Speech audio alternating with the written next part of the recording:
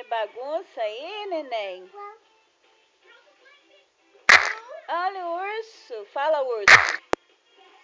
Urso, que bonito.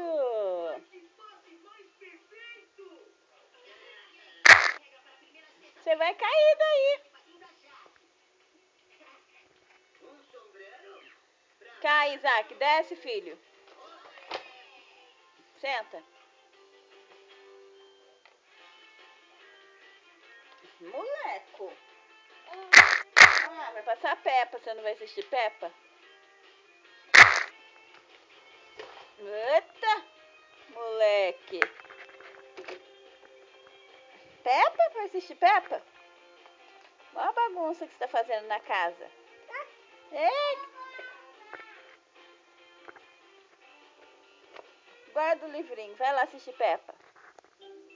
Olha lá, Peppa.